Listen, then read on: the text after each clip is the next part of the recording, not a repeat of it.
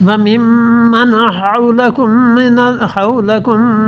من الأعراب منافقون ومن أهل المدينة مردوا على النفاق لا تعلمهم نحن أعلمهم سنعذبهم مرتين ثم يردون إلى عذاب عظيم. پھر فرمایا وَمِمَّنْ حَوْلَكُمْ، اور ایک بات آخر پہ فرما دی ہے کہ ذَلِكَ الْفَوْزُ الْعَظِيمُ، یہ بہت بڑا مرتبہ ہے، بڑی مراد ہے اللہ تعالیٰ نے جو دی. اللہ تعالیٰ نے ان لوگوں کو کمال کی چیز عنایت فرمائی ہے، بڑی مراد خدا نے ان کی پوری کر دی ہے. قرآن بار بار بتاتا ہے کہ دنیا کا کوئی بڑے سے بڑا مرتبہ اور بڑے سے بڑا اعزاز بھی اس کا مقابلہ نہیں کر سکتا جس انسان کو اللہ نے جنت میں جگہ دے دی. اسی لیے رسول اللہ صلی اللہ علیہ وسلم نے فرمایا تم میں سے کسی آدمی کو ایک کوڑے کے برابر 3 فٹ 4 فٹ جگہ مل جائے جنت میں، وہ اس ساری کائنات سے افضل.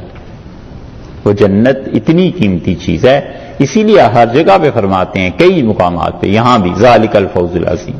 وَمِمَّنْ حَوْلَكُمْ، اور جو لوگ تمہارے گرد و پیش میں ہیں، تمہارے ارد گرد کے، من الاعراب، گنواروں میں سے، منافقون، منافق ہیں. وَمِنْ أَهْلِ الْمَدِينَةِ، اور اہل مدینہ میں سے ہیں جو لوگ منافق. یہ من اہل المدینہ کے جو الفاظ ہیں ان کو دونوں طرف لگا کر دیکھیے. ایک ترجمہ تو یہ بنے گا کہ وَمِمَّنْ حَوْلَكُمْ مِنَ الْأَعْرَابِ مُنَافِقُونَ وَمِنْ أَهْلِ الْمَدِينَةِ، اور بعضے تمہارے گرد و پیش کے گنوار منافق ہیں اور ان میں سے وَمِنْ أَهْلِ الْمَدِينَةِ بعضے مدینہ منورہ میں بھی ہیں. یہ ہو گیا. اور یا اس کا ترجمہ یہ کر لیا جائے کہ وَمِمَّنْ حَوْلَكُمْ مِنَ الْأَعْرَابِ مُنَافِقُونَ، اور کچھ لوگ تم میں ایسے ہیں، بعض تمہارے گرد و پیش کے گنوار یہ منافق ہیں. وَمِنْ أَهْلِ الْمَدِينَةِ مَرَدُوا عَلَى النِّفَاقِ، اور بعض مدینہ منورہ کے ہیں اڑ گئے ہیں وہ تو نفاق پہ، وہ تو ضد میں پڑ گئے ہیں. دونوں طرح بات درست بنتی. تو اللہ تعالیٰ نے فرمایا وَمِمَّنْ حَوْلَكُمْ مِنَ الْأَعْرَابِ مُنَافِقُونَ، اور تمہارے گرد و پیش میں ایسے منافق ہیں، کچھ لوگ ہیں دیہاتیوں میں سے. اور وَمِنْ أَهْلِ الْمَدِينَةِ، اور کچھ اہل مدینہ میں سے. یہ جو من ہے نا، اس کا مطلب ہے سارے نہیں ہیں. سارے عرب تو اس وجہ سے بھی نہیں ہیں کہ کل دیہات والوں کا ایک طبقہ گزرا ہے، اللہ نے فرمایا یہ بڑے مخلص ہیں، اللہ کی راہ میں خرچ کرنے والے ہیں، وہ نکل گئے. اور اہل مدینہ تو سارے کے سارے منافق ہو ہی نہیں سکتے تھے، الیاذ باللہ، اس میں تو بڑے بڑے اکابر صحابہ رضی اللہ عنہ ہیں. تو اس لیے مطلب یہ ہوا دونوں جگہ پہ کہ کچھ دونوں طرح کے لوگ پائے جاتے ہیں، کچھ شہری منافق ہیں، کچھ دیہات سے منافق ہیں. مردوا علی النفاق، یہ دونوں نفاق پر جم گئے، دونوں نے اس نفاق کو کمال تک پہنچا دیا ہے. تمہارے گرد و پیش یعنی شہر کے گرد و پیش مدینہ منورہ میں، اور اس کے ساتھ ساتھ مضافات مدینہ کے قبائل میں سے. کل جن کی بات آئی تھی نا، بنو اسلم اور بنو غفار، یہ اگرچہ ان میں صحابہ رضی اللہ عنہ بڑی شان کے تھے، لیکن کچھ لوگ ان کے منافق بھی تھے. اور یہ نفاق ایسا مرض ہے جو ہمیشہ سے قوموں اور امتوں میں پایا جاتا ہے. اور اللہ تعالیٰ نے فرمایا کہ مردوا علی النفاق، اڑ گئے ہیں نفاق پر. نفاق کو کسی صورت یہ چھوڑنے والے نہیں. ان لوگوں کا حال یہ ہے کہ منافقت ان کے رگو ریشے میں گھس گئی ہے اور ان کے جسم کا ایک رواں منافق ہو گیا ہے. مردوا علی النفاق، نفاق پر اڑ گئے. لا تعلمهم، آپ انہیں نہیں جانتے، نحن نعلمهم، ہم انہیں جانتے ہیں. اور یہ نفاق کے ساتھ ساتھ چالاکیاں اتنی ہیں کہ رسول اللہ صلی اللہ علیہ وسلم کے سامنے ایسے بنتے ہیں کہ گویا حضرت صلی اللہ علیہ وسلم بھی فرما دیا آپ نہیں پہچانتے، ہم انہیں پہچانتے ہیں. نفاق اس درجہ کمال کو پہنچا ہوا ہے اور اتنے مخفی ہیں کہ اپنی فطانت، ذکاوت، اپنی چالاکیوں سے اس نفاق کی خبر تک نہیں ہونے دیتے. اور اس آیت میں رسول اللہ صلی اللہ علیہ وسلم کے سامنے منافق تھے اور آپ کا پتہ نہ چلنا، اللہ کا کہنا کہ لا تعلمہم، آپ انہیں نہیں جانتے، یہ نص سے ثابت ہے کہ حضرت صلی اللہ علیہ وسلم کے پاس جو لوگ بھی آتے تھے، یہ ضروری نہیں ہے کہ ہر ایک کا نفاق نبی کریم صلی اللہ علیہ وسلم پہ کھل جاتا. یہ بہت بڑی بات کہ منافق انسان وہ کسی بھی آدمی کے پاس آئے اور اسے پتا چل جائے کہ اس کے جی میں کیا ہے، اس کے دل میں کیا ہے، ضروری نہیں. رسول اللہ صلی اللہ علیہ وسلم کو نفاق کا نہیں پتا چلا. اللہ نے فرمایا ہے کہ کیا بات، اللہ تعالیٰ نے فرمایا نہیں، اللہ تعالیٰ نے فرمایا نحن نعلمہم، ہم انہیں جانتے ہیں، آپ نہیں جانتے.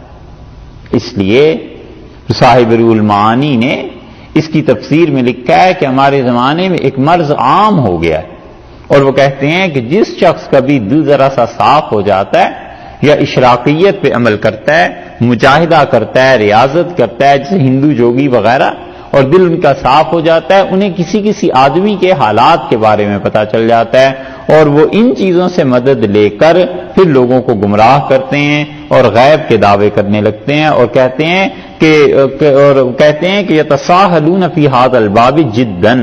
بہت زیادہ لوگ ہمارے زمانے میں جو صوفی ہیں اس معاملے میں ڈھیلے واقع ہوئے ہیں. وہ لوگوں کو ایسی ایسی خبریں دیتے ہیں، پھر اس کے ذریعے سے لوگوں کے ساتھ ان کا دین برباد کرتے ہیں. شاہ ولی اللہ محدث دہلوی رحمۃ اللہ علیہ تقریباً ہم اثر ہیں ان کے صاحب روح المعانی کے. شاہ صاحب رحمۃ اللہ علیہ نے دہلی اور ہندوستان کے متعلق لکھا ہے کہ ایسے جاہل ہمارے زمانے میں پیدا ہو گئے ہیں جو علم نجوم کا حساب کتاب اور یہ چیزیں سیکھ لیتے ہیں، اور پھر لوگوں کے ستارے اور برج معلوم کر کے انہیں ان کے حالات بتاتے رہتے ہیں. کچھ ان میں سے ٹھیک بھی نکل آتے ہیں، اور اس ذریعے سے لوگوں کو وہ لوٹتے ہیں، اور لوگ سمجھتے ہیں کہ انہیں کشف ہو رہا ہے، ایسی چیزیں ہو رہی. شاہ صاحب نے اپنے زمانے کا رونا رویا ہے، اور ہم تو حیران رہ گئے جب ابن جریر رحمۃ اللہ علیہ نے اس بات کا رونا رویا ہے. ابن جریر رحمۃ اللہ علیہ 61 ہجری کے ہیں، تابعی ہیں. 61 ہجری میں یعنی یزید کا جب دور شروع ہوا ہے، کئی صحابہ رضی اللہ عنہ زندہ تھے. 60 ہجری میں حضرت معاویہ رضی اللہ عنہ کا انتقال ہوا ہے. 61 ہجری میں ابن جریر 116 تک رہے. یہ 56 برس کل ان کی عمر ہوئی. انہوں نے اس آیت کریمہ کا متعلق لکھا ہے، وہ کہتے ہیں کہ ہمارے زمانے میں لوگوں کی ہمتیں اتنی بڑھ گئی ہیں کہ برملا کہہ دیتے ہیں کہ تم جنتی ہو، تم جہنمی ہو. وہ کہتے ہیں یہ دیکھو رسول اللہ صلی اللہ علیہ وسلم کے سامنے جہنمی آئے. منافق کافر ہی تھے نا، جہنمی تھے. اس کے باوجود اللہ کہتے ہیں لا تعلمہم نحن نعلمہم، آپ نہیں انہیں جانتے، ہم انہیں جانتے ہیں. حیران رہ گئے ہم جب یہ پڑھا کہ 61 ہجری میں یہ حال ہو گیا تھا لوگوں کا. اور وہ کہتے ہیں کہ پہلی صدی کے آخر پر اب یہ حال ہے کہ غیب کی خبر حتیٰ کہ نبی کریم صلی اللہ علیہ وسلم نہیں دے سکتے جب تک کہ اللہ انہیں نہ بتا دے، کیونکہ اللہ نے فرمایا آپ نہیں جانتے، ہم جانتے ہیں. وہ کہتے ہیں یہ خبر رسول اللہ صلی اللہ علیہ وسلم نہیں دے سکتے تھے. میرے زمانے میں ایسے لوگ ہو گئے ہیں جو قطعی حکم لگا دیتے ہیں کہ تم جنتی، تم جہنمی، الیاذ باللہ. اور یہ تو ان کا دور تھا.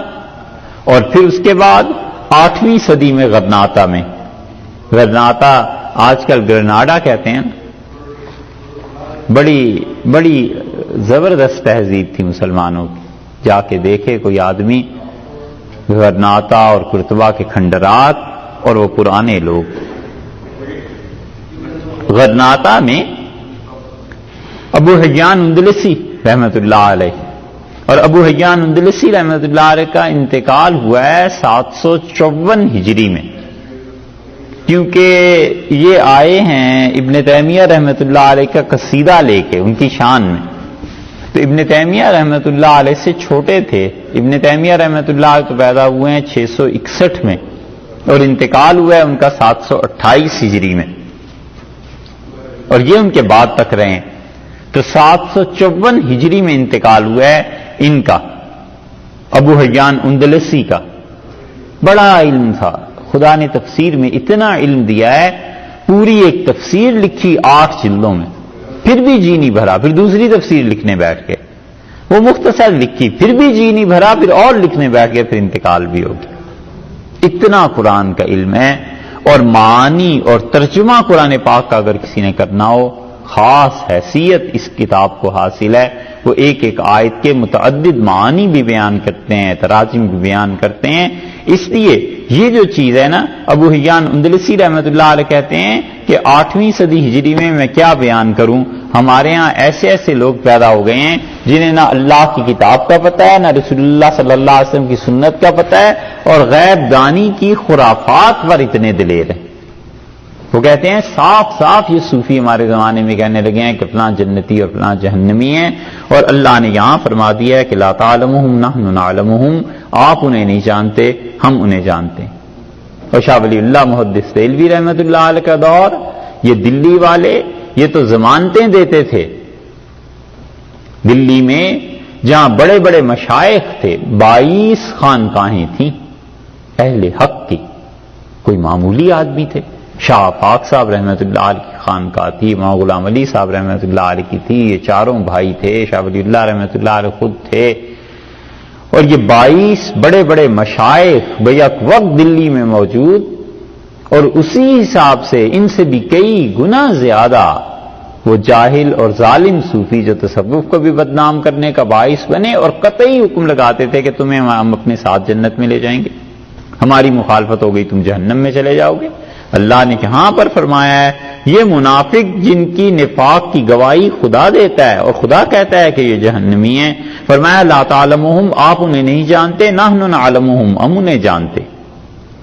یہ ہے کہ اللہ تعالی کا خاصہ ہے، علم غیب خدائی کا خاصہ ہے، اللہ ہی جانتا ہے کہ کسی کا کیا انجام ہونا ہے. سنعذبہم مرتین، ہم انہیں کیا کریں گے؟ اللہ تعالی نے فرمایا ہے کہ ہم ان کو عذاب دیں گے 2 بار عذاب دیں گے. مفسرین نے اس پہ بحث کی ہے کہ 2 بار کا عذاب خدا جو انہیں دے گا تو اس کا کیا مطلب ہے. اور بعض کہتے ہیں کہ دوہری سزا کا مطلب یہ ہے کہ ایک سزا تو نفاق کی ملے گی جہنم میں کہ یہ منافق تھے، اور ایک نفاق میں بھی کمال کا درجہ حاصل کیا، بہت ہی گندے ہوئے، بہت ہی خراب ہوئے. اس کمال کی دوسری سزا انہیں ملے گی کہ تم نہ صرف منافق تھے بلکہ نفاق میں بھی امامت کے درجے پہ پہنچ گئے تھے. یہ 2 سزائیں مراد.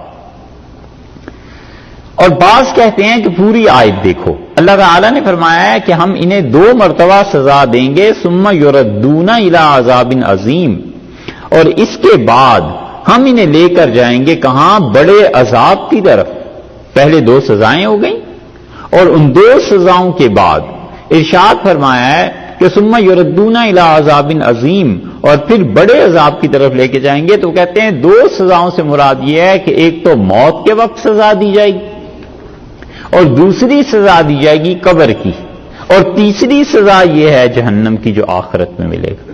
وہ کہتے ہیں یہ 3 سزائیں، 2 چھوٹی اور 1 بڑی، یہ اللہ تعالیٰ نے فرمایا ہے. اور تیسری رائے مفسرین کی یہ ہے کہ وہ کہتے ہیں کہ یہ جو مرتین ہے نا 2 بار، وہ کہتے ہیں یہ 2 بار مرادی نہیں بلکہ قوم کا زبان کا محاورہ ہے. جیسے 29ویں پارے میں سورہ ملک میں اللہ تعالیٰ نے فرمایا ہے کہ فرجع البصر کرتین، اور تم دوبارہ آسمان کی طرف نگاہ اٹھا کر دیکھو ہم نے اسے کیسے بنایا ہے. فرمایا پہلے تو کہ ہل تری من فطور، تمہیں کوئی آسمان میں شگاف، کوئی پھٹن، کوئی جگہ، کوئی ٹکڑا ایسا نظر آتا ہے اس میں دراڑیں پڑی ہوئی ہیں؟ نہیں نظر آتا. فرمایا کہ ثم ارجع البصر، دوبارہ نگاہ اٹھا کر دیکھ. اور فرمایا کرتین، 2 مرتبہ دیکھو. وہاں مفسرین کہتے ہیں اس کا مطلب ہے بار بار دیکھو، شاید تمہیں کہیں ملے تو مطلب ملے گی ہی نہیں. وہ کہتے ہیں یہاں بھی مرتين سے یہ مراد نہیں ہے 2 بار، بلکہ مطلب یہ ہے کہ ہم انہیں بار بار عذاب دیں گے اس نفاق کا. کیوں اللہ کے رسول صلی اللہ علیہ وسلم سے دھوکہ کرتے رہے؟ کیوں خدا کی راہ میں نہیں نکلے؟ کیوں خدا کے لیے کام نہیں کیا؟ سنعذبہم مرتين، ہم بار بار انہیں عذاب دیں گے، اس دنیا میں، قبر میں، برزخ میں اور موت کے وقت میں بار بار عذاب کے مراحل سے گزریں گے، حتیٰ کہ ثم یردون الی عذاب عظیم، لوٹا دیے جائیں گے بڑے عذاب کی طرف. بڑے عذاب کا مطلب یہ ہے کہ پھر اس کے بعد جہنم ہے، انہیں وہ وہاں پر سزا دی جائے. یہ ساری چیزیں مفسرین نے لکھی ہیں، لیکن پتہ چلتا ہے کہ اللہ تعالی نے جو کچھ کہا ہے کہ شدید سزا ان لوگوں کو دی جائے گی، یہ نفاق کتنی بری چیز. آدمی بچے، اپنے آپ کو پاک رکھے، صاف رکھے اور نفاق کی کوئی چیز اپنے اندر نہ آنے دے۔ اسی لیے عبداللہ بن عمر بن العاص رضی اللہ عنہما نے اپنی وفات سے پہلے اپنے بیٹوں کو بلایا اور انہوں نے کہا کہ اپنی بہن کا، میری بیٹی کا رشتہ فلاں لڑکے سے کر دینا، اور پھر فرمایا اس لڑکے نے پیغام بھجوایا تھا اور میں نے اس سے ایک جملہ ایسا کہہ دیا تھا جس سے اسے امید ہو گئی کہ میں یہ رشتہ دے دوں گا، تو میں نہیں چاہتا اللہ کے ہاں پیش ہوں۔ اور رسول اللہ صلی اللہ علیہ وسلم نے منافق کی 3 علامتیں مجھے فرمائی تھیں، ان میں سے ایک یہ تھا کہ وہ بات کرتا ہے تو جھوٹ بولتا ہے، میں نہیں چاہتا کہ پیش ہوں اللہ کے سامنے اور 1/3 حصہ عبداللہ کا نفاق میں شمار۔ اتنے محتاط تھے بولنے میں، وعدہ کرنے میں۔ یہ اللہ نے فرمایا ہے نفاق یہ تو ان کے عقیدے کی وجہ سے ہے، اور آدمی علیہ باللہ عقیدہ جیسا بھی ہو جب نفاق کے عمل میں پڑ جاتا ہے اور جب جھوٹ میں پڑ جاتا ہے نا، پھر اس انسان کی زبان کا اعتبار نہیں رہتا، اور جو سچا آدمی ہے اس کی زبان کا اعتبار ہے۔ تو جب سچا آدمی ہوتا ہے تو کوئی آسانی سے سچا نہیں بنتا، وہ تو کئی مرتبہ سوچنا پڑتا ہے کہ میں نے یہ بات کہنی ہے نہیں کہنی، کہنی ہے نہیں کہنی، مسلسل ٹریننگ ہوتی رہتی ہے، حتیٰ کہ اس پہ سچائی کی چھاپ لگ جاتی ہے۔ لوگ کہتے ہیں اس نے کہہ دیا ہے بس اب یہ کرے گا، اس نے نہ کر دی ہے اب بس یہ نہ ہی رہی، طبیعت کی پختگی ہو جاتی ہے۔ جب اس درجے میں آدمی پہنچ جاتا ہے، اب جب یہ کہتا ہے نا کہ اشہد اللہ الہ الا اللہ، میں گواہی دیتا ہوں اللہ کے علاوہ کوئی خدا نہیں ہے، تو یہ اپنی گواہی دینے میں سچا ہوتا ہے، کہتا ہے بالکل اپنے دل سے بات کر رہا ہوں، مخلوق کے بارے میں میں تو جھوٹ نہیں بول سکتا، اللہ کے بارے میں، خالق کے بارے میں جھوٹ بولنے لگوں، پھر اس کی شہادت کا وزن ہے۔ رسول اللہ صلی اللہ علیہ وسلم کی رسالت کی جو گواہی دیتا ہے تو پھر اس شہادت کا وزن پڑتا ہے۔ اس لیے بچائے اپنے آپ کو انسان ان حرکتوں سے، اللہ نے فرمایا ہم انہیں عذاب دیں گے۔ یہ درمیان میں آ گئے